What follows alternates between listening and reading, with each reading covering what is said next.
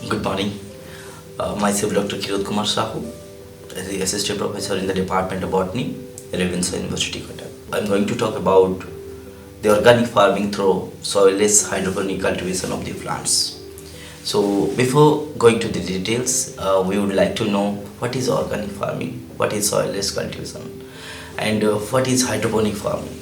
Why we need to understand about hydroponic farming. With the rise of populations, scarcity of soil, unavailability of fertile land, we need to think of an alternative. The alternative is the hydroponic farming. So what is hydroponic? Hydroponic farming is the cultivation of the plants without any soil. In conventional soilless cultivation, there are a number of demerits. For example, disease, unavailability of optimum nutrient, and the weather condition and climatic conditions. So we need to know about the hydroponic farming. So hydroponic farming is not a recent one. It was first developed in 1920 by the scientist Dr. William F. Garrick in the University of California. He termed this nutriculture system as the hydroponic cultivations. So hydro means water, phonos means labor. Literally means water working. So there are different kind of hydroponic system. Before that, we need to know how plant prepare the food. As you know, plant requires carbon dioxide, water, so it converts to glucose and oxygen. So there is no mention of soil.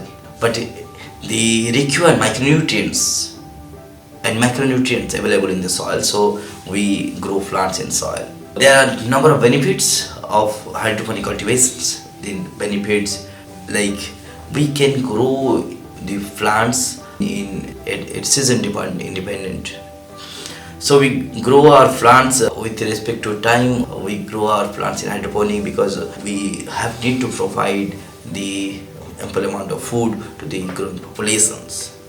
So it maintains hygienic conditions, and we need to provide the exact nutrition and environment to grow the plants. So there are a number of advantages of hydroponic cultivation over conventional soil cultivation. So it is known as soilless cultivation. It requires less water as compared to the conventional cultivations.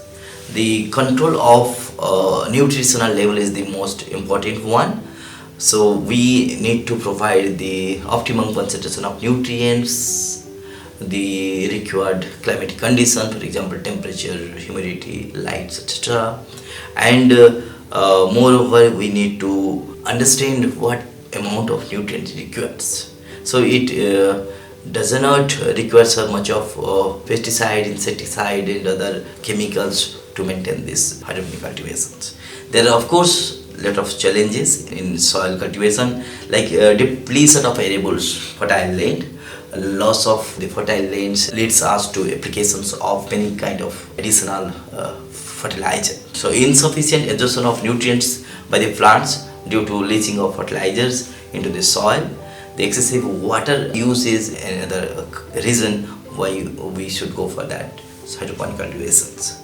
So fluctuating weather conditions, sometimes high rain, sometimes less rain, sometimes high heat, more heat, and the less heat. I mean the heat and the cold, and these are the climates affect soil cultivation. So of course the soilless cultivation is more climatic controlled.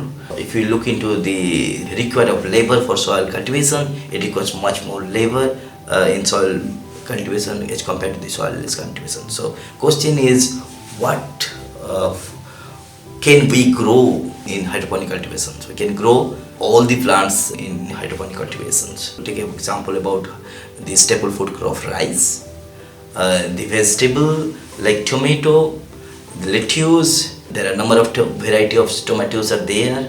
It's a self-pollinated plant we can grow easily.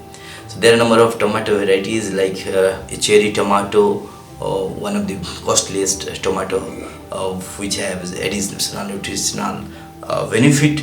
So we can grow all kinds of tomatoes. Cucumbers, bell peppers like capsicum we can grow easily, and they are known as the commercial plant till date. So basil, the other plants like oregano, the mint, strawberry, like fruits can be grow. Yes. So nowadays people cultivate almost all vegetable plants including cabbage, cauliflower, broccoli and many more. When you look into the requirement of floriculture, hydroponic cultivation, the flowering plants is one of the important. So you can cultivate all kind of flowering plants including the petunia, gerbera, lilium, gladiolus and many more. So before that we need to understand what are the components it requires for hydroponic cultivations. As we understood, it's a climatic control. It required a polyhouse, a greenhouse. Maybe greenhouse will be required for the commercial cultivations. So in polyhouse we need to maintain lot of climatic conditions like temperature, humidity and lights, etc. We need to develop certain platform to facilitate the growth of the plant. The platforms, the channel, the different system, the irrigation, and we need to provide the optimum concentration of nutrients. So the greenhouse could be an expensive one, but one farmer can opt to the polyhouse and they can cultivate all these plants. When you look into the environmental control, they have a fogger system, solar heating system, heater, fan pad, ACs, cooling for cooling. So there are number of environmental controls are there, so that we can control the physical parameters. What are the types of hydroponic system? There are number of types: wick system, deep water system, nutrient techniques, Dutch bucket, and aeroponics. What is there in wick system? How the plant uptake nutrient through wick system? We need to develop a platform where we can float our plants, and the nutrient will flow through the wick, and there should be presence of air stone so that the dissolved oxygen level of the water can be maintained. Coming to the deep water culture, DWC, it works similarly in the floating plants on the top of the water, and here we need to provide a certain pumping system which can take out the nutrient through pump and fall on the same tank to create this dissolved oxygen level. Number of flowering plants we could successfully develop. We can see cultivation of flowering plants. We should know about the nutrient film techniques. Nutrient film techniques is a commonly used hydroponic method. In this nutrient-rich water pumped and down small enclosed gutters, the water flowing through this the channel and over like a thin film, and the plant sit on the plastic cups or net pot, and the root grows into the nutrient and it absorbs nutrient thoroughly. So in this way the plant grow through this nutrient film technology. These are few examples of NFT where you can see number of plants can be cultivated in a small area. In a small area it can be cultivated through a vertical system and a type system, and we can see the number of plants here for flowering plants and many more plants. Coming to Dutch bucket hydroponic system, it's a kind of hydroponic system we used for the plants which height is more, which we cannot cultivate in NFT. So there the root gets enough space so that it can grow to a larger height. It can flower, gives fruits, vegetable as per our requirement. So in Dutch bucket system, we provide nutrients through a pipe, and the nutrient flows goes into the bucket and return to the container or the tank. In that way Dutch bucket system will work. So mostly we use Dutch bucket system for capsicum cultivation, tomatoes and many more higher plants. There are different kind of Dutch bucket system. You can talk about this top feed, the irrigated drip system, And we understand, say, we can cultivate the number of flowering plants as well, the fruits and the vegetable plants. Another type is the aeroponic cultivation. So in the aeroponic cultivation, it requires, of course, water nutrients, but the root system would not always be dipped into the water. So water nutrient in dissolved water can flow into the root system. By that time the root absorb, and the rest of the time the root hangs on air. In that kind of aeroponic system, the oxygen level maintains very accurate. Different kind of aeroponic systems are there, like vertical type, horizontal type. In horizontal aeroponic cultivation, people cultivate tuber plants like potato and the onion and garlic, etc. But there are vertical aeroponic system. People can cultivate the small flowering plants and small fruiting plants like vegetable, etc. There is a fogger system which spray water, nutrient water to the root in this aeroponic systems. So in semi-hydroponic, another type of semi-hydroponic cultivations that requires the growing media. The growing media are the substrate which provides support. It has retain the pore size. It does not clog the system and does not affect the nutrient solutions. The different kind of growing media people use: the pea garble, the rock wool, sawdust, perlite, vermiculite, coconut fiber, growstone, many more.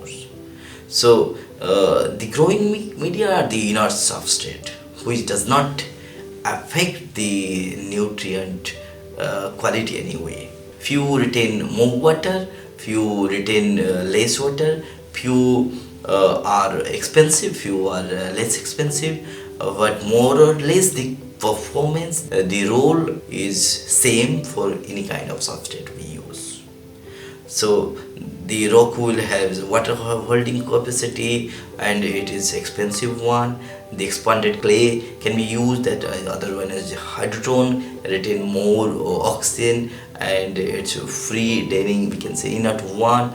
The coconut fibers is very cheap one, easily can be found, play same roles. The grow stones are available, so can be used. The specialized design, the Oasis horticubes can be used. These are horticubes used for germination of seeds and seedlings.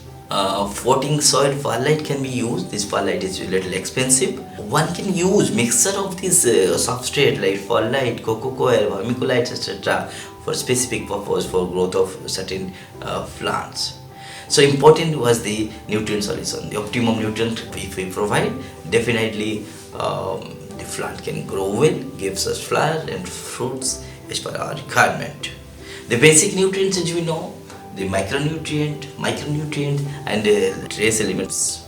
So there are micronutrients. It's like nitrogen, phosphorus, and potassium. A specific role: nitrogen is primarily to growth of foliage, and phosphorus that helps in building strong roots and vital for the flower and seed production. The potassium increases the chlorophyll in the foliage, and the micronutrients play important role in providing the suitable growth of the plants. For example, the trace elements are the sulfur, iron, manganese, zinc, copper, and many more. We need to use the optimum concentration. Many microorganisms also helps in boosting the growth of the plants. So in addition to the nutrient, the physical parameters, heat, temperature, light and humidity, we need to control the pH, EC, electrical conductivity, and lights and the temperature. So oxygen concentration can be maintained by using the pump, and pH can be maintained using pH meter, EC can be maintained using the EC meter. So right concentration, if we need pH and EC should be maintained for growth of the plants with respect to their developmental stages. Supplements of light, there are different kinds of lights are there. Can supplements in additional fluorescent lights, high pressure sodium light, metal halide lights, and the LED lights as per the requirements. In addition, plant required carbon dioxide, so we can also develop some facility for supplying these carbon dioxide. So if we look into overall, what are the advantages of hydroponic cultivation over conventional soil cultivation? So there are many advantages, like higher yields achieved in a small space in hydroponic cultivations. Nutrients is precisely controlled, and that is optimum. We can grow many number of plants small space, as you said, the yield would be high. The soil-borne pest diseases are eliminated, and weeds are eliminated. So lots of labor, pesticide, herbicides, weedicides are not required. So plants are healthier, so gives healthy fruits, vegetable as per our requirement. It is more nutritious and ultimately more care. There are little disadvantages in hydroponic that need to be adjusted, maintained for a proper commercialization of these plants. For example, cost. Initial investment, like developing a specific infrastructure, may require some amount of money, so that need to develop. Over the time, it will return big as we get the yield of the plants. The production management, the expertise, the high level of expertise sometimes may require, but if we give train, then definitely one can get expertise. Attention, of course, is required, and very minute checking is there. Like we need to observe carefully. There should not be any bacterial diseases in water. So if that would be there, it is a pathogenic bacteria. It gets spread throughout the system. That needs to be carefully observed.